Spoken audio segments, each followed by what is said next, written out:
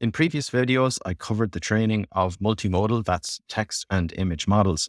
Today, I'm going to go through training again on one of the latest models, IDEFICS or IDEFICS 2, and I'll also cover inference because this model is one that is supported by a TGI endpoint.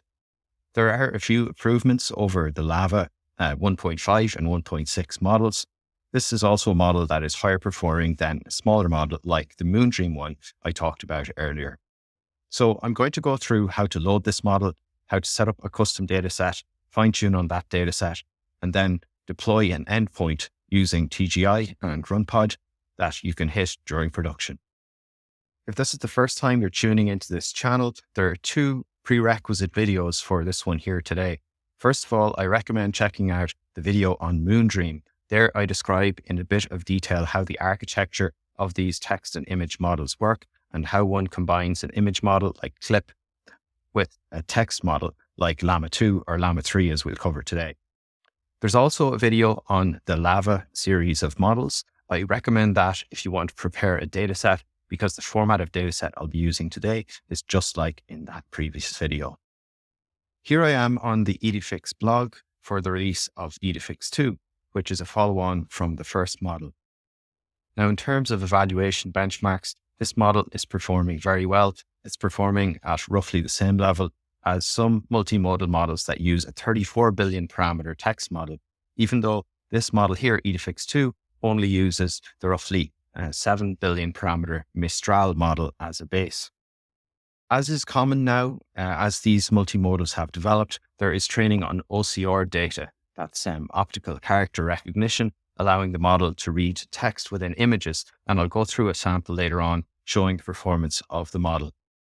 Other than that, this model is trained on interleaved web documents. That means combinations of text and image, then text and image, meaning the model is able to support inputs of multiple images at the same time, and allowing support, or rather training the model on this combined format, interleaved, allows for improved reasoning as well. Now, this is something that was done in IDEFICS 1 as well, but we see it here in IDEFICS 2. Image caption pairs are another common form of data for training. This has kind of always been the case with multimodal models. And last of all, worth a mention is the image to code data. This again forms some kind of granular data, a little bit like OCR, and can allow for continued strong reasoning across the model because of the code content. Just another note before we dive into the training notebook. The architecture for IDEFICS 2 is very similar to LLaVA 1.6 or even LLaVA 1.5. You have a vision encoder here, and then you have a text model. The text model in this case for IDEFICS 2 is the Mistral V0.1 model. That's a 7 billion parameter model. And the vision encoder here is a SIGLIP type model. And in the middle, what we have is a connector. Now, the connector that's been used in LLaVA 1.5 is a simple linear layer. The connector in LLaVA 1.6 is a multi-layer perceptron. So it's a sandwich of linear layers with an activation function in between. In IDEFICS 2, things go a little bit further. You'll see when I load the model, it's not just a single MLP. There are actually multiple layers. I think effectively 3 MLPs in total that are connecting the vision encoder and the LLM. Now, in principle, adding more of these layers should allow for a better connection between the vision and the text model. I don't really know to what extent that is optimal. It's hard to tell without running significant ablation studies, but certainly this model is one that performs well.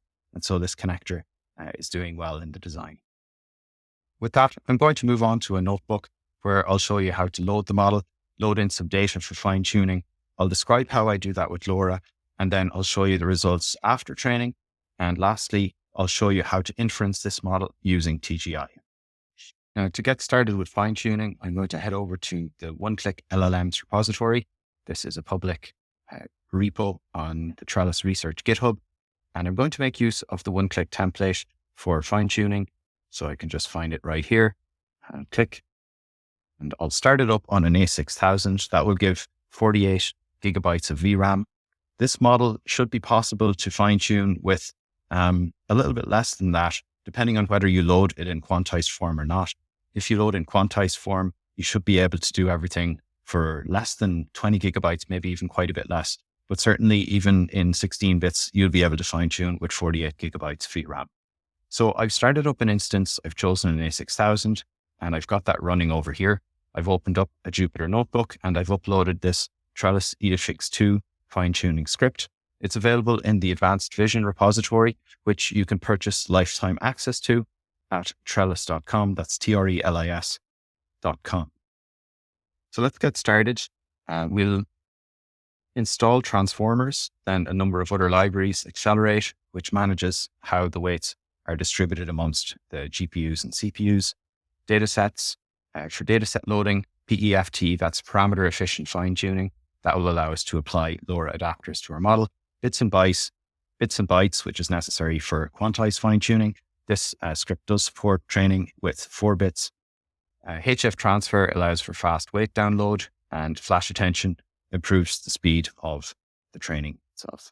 It also reduces the VRAM as well, which will allow you to fit the model within a smaller VRAM. So with that, we'll log into a Hugging Face. That will just allow me to push the weights to hub later on if I like.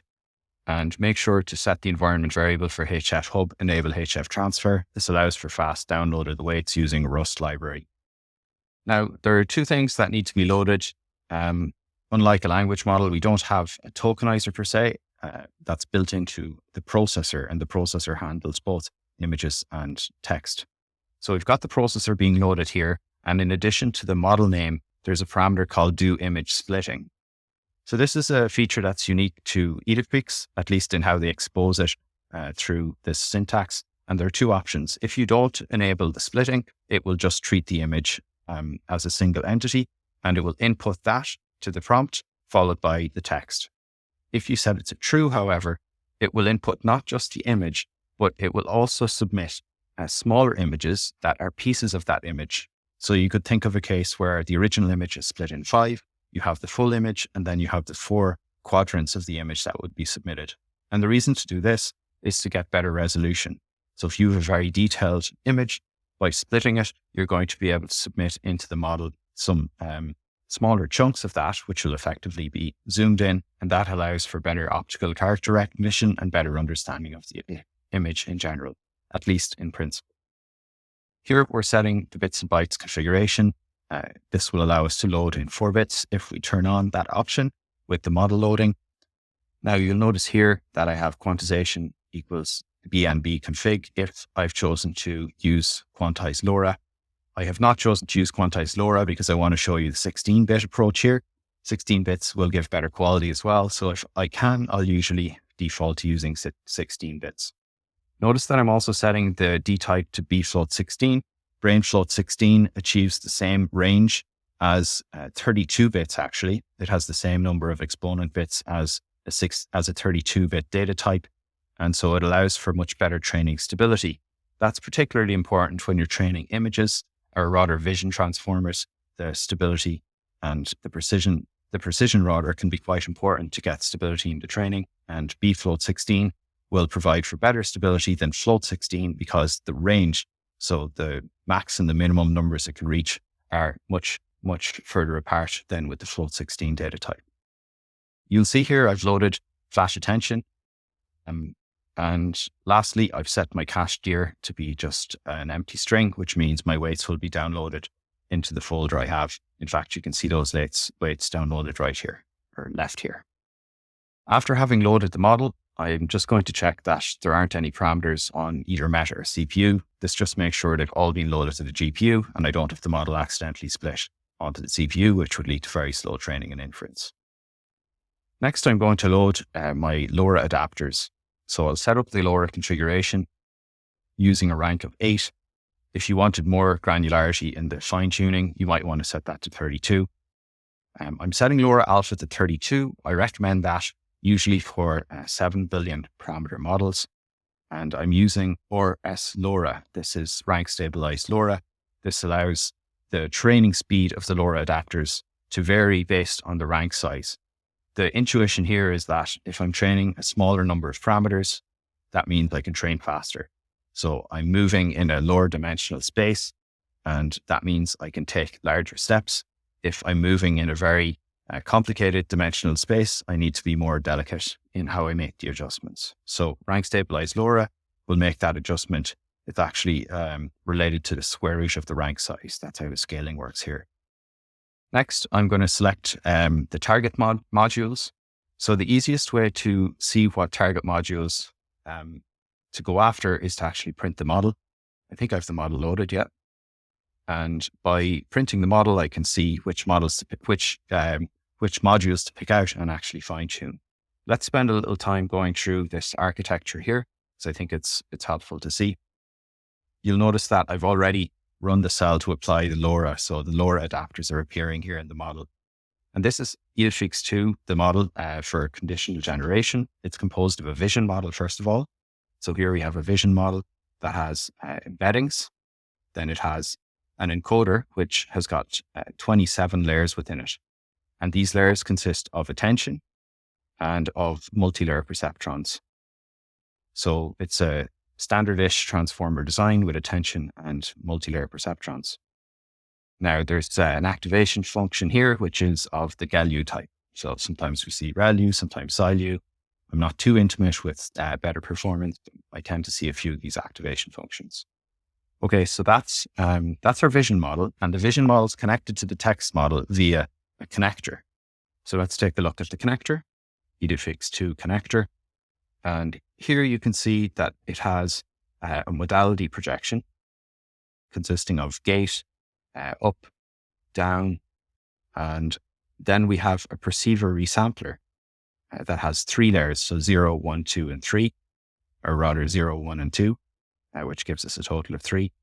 And within this perceiver resampler, we have attention. And if we scroll down, we should have MLP layers as well. So we have MLP layers. So basically we've got some connecting layers, and then we move to our text model, which is a Mistral model. And this is just a standard Mistral model, 32 layers with attention and also with multi-layer perceptrons right here. So we have MLP, gate, up and down. And that wraps up the whole model. So basically we have the vision model, we have the connector, perceiver resampler, and then the text model itself. So which of those do we want to fine tune?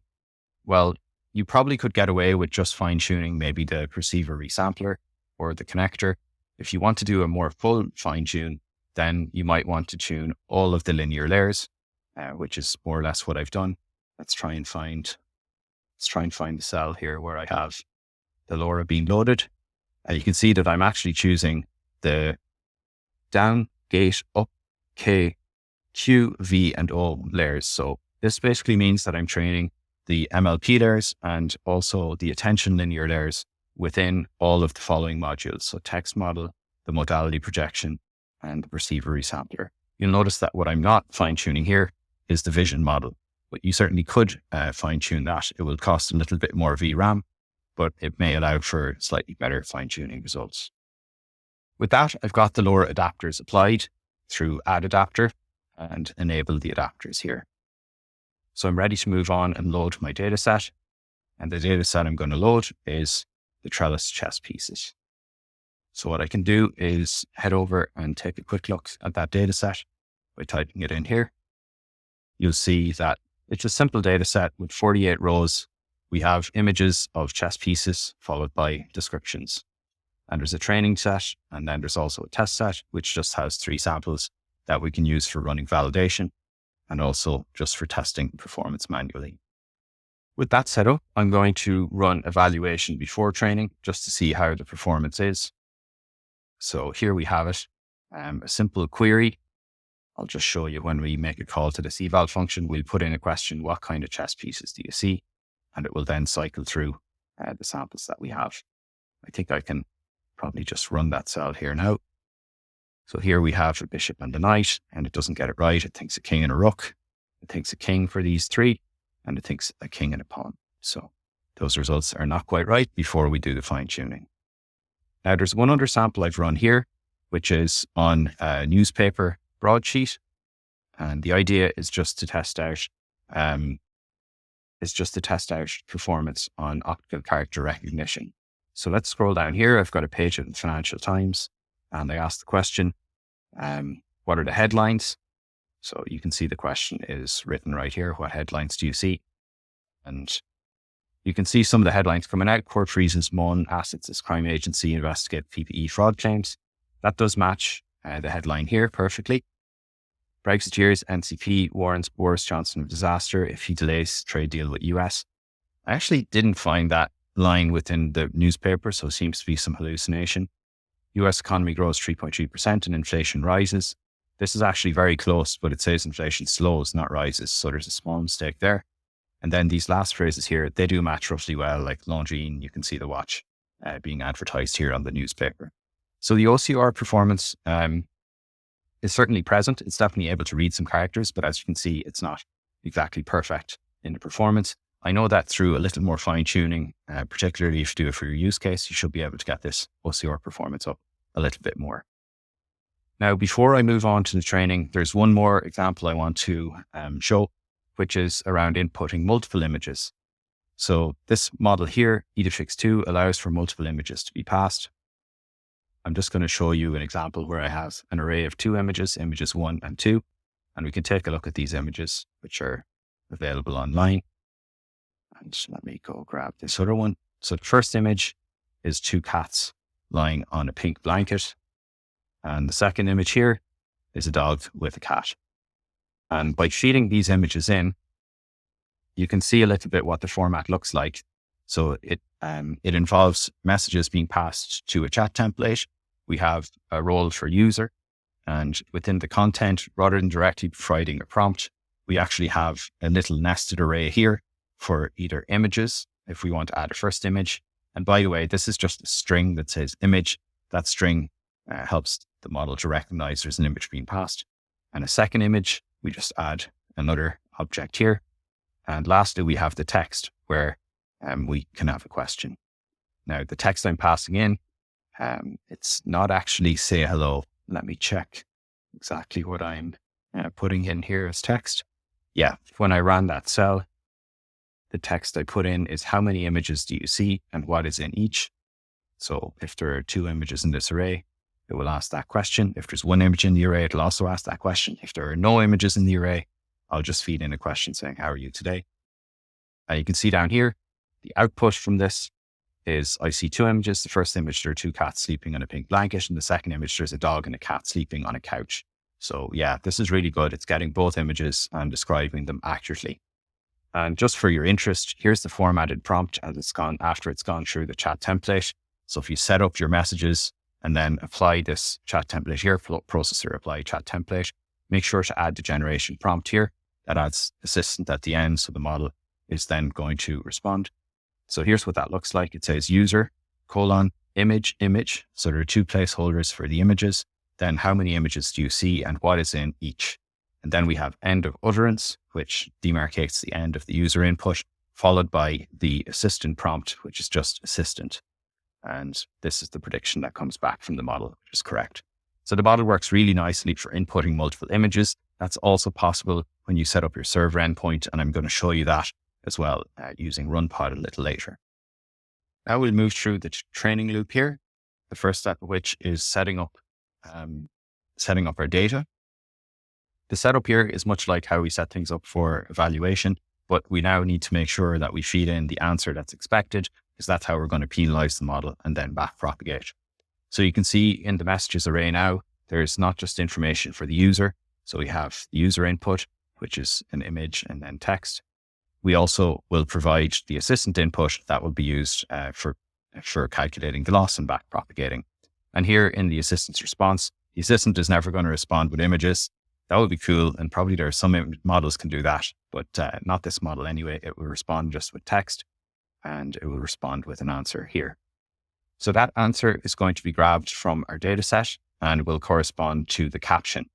That's the caption that I showed in the Trelis chess pieces data set. So caption here is the answer that we want to test, or rather we want to penalize the model and update the weights based on. So we have the messages that are going into the chat template, and then these will be appended to a list, and the images will also be appended to a list, and both the text and the images will then be fed into the processor here, which will return the tensors in a PyTorch format and will pad them all to be the same length. And this is what gives us batches of data that will be passed into the trainer via the data collator down here. Just a note here on what's happening with these tree lines. We're creating a set of labels. So we have a set of inputs, and then we clone those to create a set of labels. Because the labels are the outputs we want, which will be shifted by 1 inside the logic. Basically, if you have an input piece of text that says, "How are you?" I am well. Well, you're going to take the "I am well," and when you're predicting every next token, the token you expect is going to be that, just shifted over by 1. So as I said, the shifting is handled internally, but we do need to manually create the labels here. That's what's happening just by batching them. And then we're making a little tweak here where we're checking within the row of labels, when the label is equal to the pad token, we're just going to set that to the image token ID. So this is a way of indicating to the model where we have an image, and it's going to get used to expecting images in those spots if they're specified. So with that, we'll return a batch, which is going to consist of the input IDs and is also going to consist of the labels. And I think it will also consist of an attention mask, which is being created here when we do batch equals processor.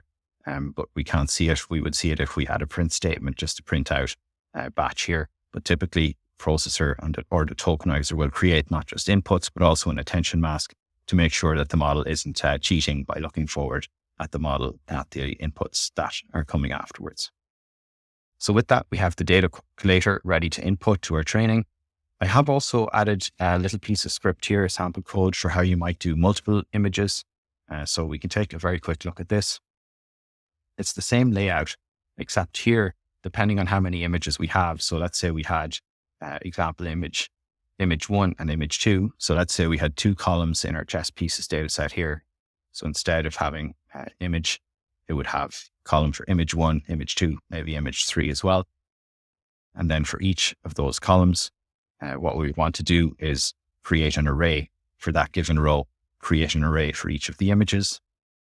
And then every time that we do see an image, we're going to have to append an image. Let me see where within the code that is. So here we're adding in the image content. And yeah, because we do message equals image for a placeholder in example images. So it's this line of code that's adding in this object type image every time that there's an image in the array. So if we had 10 images, this line would repeat 10 times, and we would have type image, type image, type image 10 times. So the model expects 10 images, followed finally by the question that we want to pose. How many images do you see and what is in each? So then this setup here of messages is going to have the chat template applied, and then the texts and the images will be fed into the processor as previously. So just a quick example there I wanted to provide if people want to train multiple images in the same input to the language model. With that, we're ready to move on to the training arguments. So I typically like to train for 2 epochs, and I've set here the training and eval batch size to 1. Ideally, you set it larger. You should be able to set it to even 2, or I think 4 will be fine on an A6000 without running out of VRAM. You can set gradient accumulation. I have very few samples here, only about 42. So I'm going to use batch sizes of usually 4 in total, leave the gradient accumulation at 1. But if I had hundreds of examples, if I had a batch size of 4, I'd set gradient accumulation typically to 8. So 4 times 8 is 32. I like to have a virtual size of 32, which gives nice averaging across each batch and will provide for smoother training typically. The learning rate I've chosen is 1E-5. That might look small, but we're using RS LoRA, rank stabilized LoRA, which will accelerate the training in the adapters. Here I've specified my output directory for the results. I'm going to evaluate every quarter of the total number of steps. So if I have 100 total training steps, I'll evaluate on 25, 50, and 75. BF15 is true. This is because I'm using brain float 15 or 16. Here's the hub model ID. That's the model hub ID I want to push to after training by running trainer push to hub. And lastly, just notice that I've added in gradient checkpointing here. This significantly reduces VRAM requirements for training. So you should be able to train on a smaller GPU than you otherwise would need to. Lastly, I pass all of this into the trainer along with the train and the eval data set, and I'm ready to run training. So here you can see I've run for 2 epochs on this small data set. You can see my training loss going down, validation loss going down. To be honest, it's a bit bumpy, particularly the validation loss. So ideally, I would go back, try and run with a larger batch size, potentially with a lower learning rate for a larger number of training steps or epochs as well. I'll emphasize though, this is really quite a small data set for the specialization I'm going to get. So you should be ideally using larger data sets if you're trying to get good performance. Nonetheless, when we run evaluation here, you can see that we're getting a bit closer. So we have a white king beside a white bishop. It's getting the pieces wrong, but the color right. Then we have a black bishop, a black rook, and a white bishop. So this is great. It's getting all of these correct. And then a black knight beside a black rook. So the performance has certainly improved a lot just with this small, relatively small data set. And with that, we have a model that's fine-tuned for recognizing chess pieces, and we can push to hub using trainer push to hub. Now, I won't go through this piece of code here. I should mention that all of this code is based off of work of Hugging Face. I have provided a link to this, to the original notebook right at the top here, and I'll provide a link as part of the description of this video as well. I have made quite a few edits throughout the structure of this code just to adapt it to how I like to do LoRA fine-tuning and also how I like to add in the gradient checkpointing. But this code down towards the bottom, where the OCR performance is evaluated, I haven't changed very much here at all, except just some minor compatibility changes. This is only relevant, of course, if you have been training to try and improve OCR performance.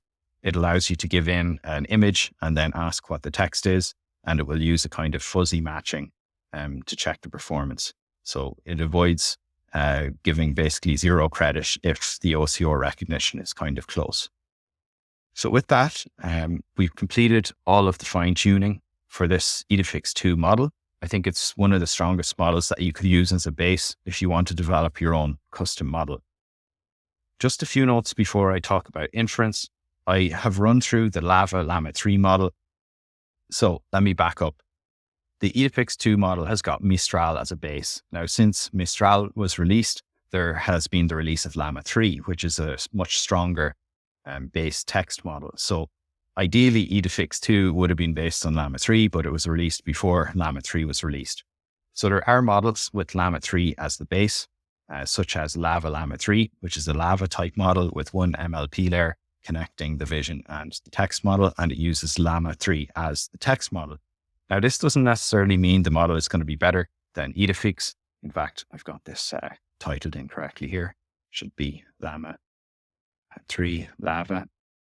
This doesn't mean that the Llama 3 LLaVA model will be better because it hasn't necessarily been trained on the same scope of data as IDEFICS 2. But it is still an interesting model to consider. So I want to show you some performance here with the caveat that training the Llama 3 model is a bit more messy because it's not as cleanly integrated with transformers as I showed you with IDEFICS 2. It's unsurprising IDEFICS, well, still deserves credit, but unsurprising it's well integrated into transformers because it's made by Hugging Face and so is transformers. So here we go with the LLaVA Llama 3 performance, which I'll show very quickly. And I'll also note that inferencing this model is also not quite as easy. There should be ways to do it with TGI, but it's not as straightforward as the IDEFICS inference and server setup that I'm going to show you momentarily. So for loading this model, I'm using much of the same in terms of the script for IDEFICS 2, except I'm loading LLaVA for conditional generation here when I'm doing the model loading, as opposed to IDEFICS for conditional generation. Everything else, I more or less do the same. You'll see the model architecture is a bit different. So here we have the vision tower, and then we have the multimodal projector and the language model. So the connection is a lot simpler in LLaVA. It's just a single MLP rather than having 3 MLPs plus a connector. So a lot simpler in terms of how these models are being mated together. Now let's take a quick look at the OCR performance. Maybe first you can see here the chess performance It's very similar. It just doesn't get the pieces quite right. This model does tend to be a bit more verbose, interestingly, so just kind of a different approach to training being taken. Here it does get 3 pieces, so that's good, but doesn't distinguish the tallest one correctly. It says the tallest piece is the dark brown rook, distinguished by its pointed top, which doesn't make sense for a rook. And this last piece here, it's got the king, so it's getting the pieces wrong, but it does recognize your chess pieces. Now let's have a quick look here at this question on the Financial Times. Again, this is the LLaVA Llama 3 model, and the OCR, Court Trelis Mona's crime agency investigates PPE fraud claims. So it gets the main headline correct, and the subheadline, US economy grows 3.7% and inflation slows as Biden looks for election boost. So it actually gets subheadline almost correct, but gets 3.7 instead of 3.3%. So the 3 indeed does look a little bit like a 7, so I can understand that mistake. So broadly speaking, this model is also very good on OCR performance. And it's kind of hard for me to tell without doing more studies or revelations on this as to whether the IDEFICS 2 or the LLaVA Llama 3 model is going to be stronger. I can just say the tooling is going to be easier to work with the IDEFICS 2 model. So let's move on to that. Setting up an inference endpoint for IDEFICS 2. I'll show you how to do it with the base model, but the process is the very same if you're going to set it up with your own custom fine-tuned model. The easiest way to think about setting up an inference endpoint for your IDEFICS 2 model is to start with a one-click template. So I'm going to go to the one-click LLMs public repo and just click here on IDEFICS 2 8B multi-modal. And that should open up here. In fact, I've accidentally opened up a few versions of it. The one-click template that I've set up. Once I get into this page, I'll select what kind of GPU I would want. And I can see that my template should be loaded here. And we can check out what the template looks like. So first, we specify the Docker image, which is text generation inference, the latest version of that image.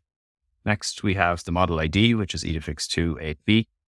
Trust remote code is actually not necessarily needed for this because it's not running scripts from the repo. It's natively supported by text generation inference. Then we're going to specify a maximum input length and total tokens.